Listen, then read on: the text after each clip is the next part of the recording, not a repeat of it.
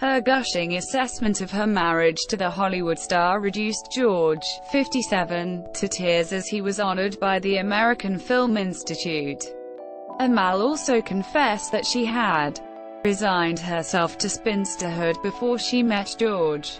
Addressing the star-studded room where the Ocean's 11 star received a Lifetime Achievement Award, the lawyer said it was easier for her to address a court on behalf of detainees than to speak publicly, as I am doing for the first time tonight, about my husband. She added, "I met George when I was 35 and starting to become quite resigned to the idea that I would be a spinster. Then we met and started hiding out in my London flat, and very soon it felt like no matter what happened I would never want to be with anyone else." Despite being one of the most celebrated couples in Hollywood following their 2014 marriage and the birth of twins a year ago, Amal and George remain tight-lipped about their private life.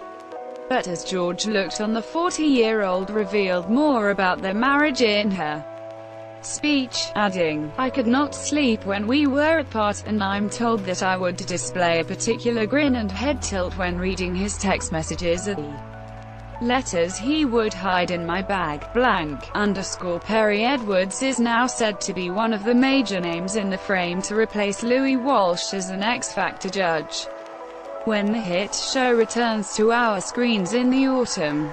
The 24-year-old is the latest X Factor alumnus to be linked with the role.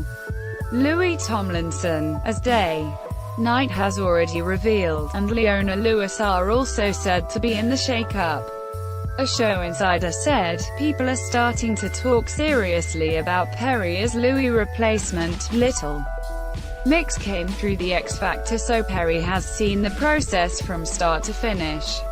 Perry might have been hoping to raise her profile as one of the WAGs in joining boyfriend Alex Oxlade-Chamberlain at the World Cup, but the Liverpool player's injury means that will no longer be the case. Mel B may not have been joined by Eddie Murphy at their daughter's elementary school graduation this week, but at least one Murphy came along. Eddie's mother, the Spice Girl, 43, and Eddie, 57, dated in 2006, but things ended when Mel was 5 months pregnant with daughter now Angel, 11, will move to secondary school, and Mel gushed over her girl's achievement on social media.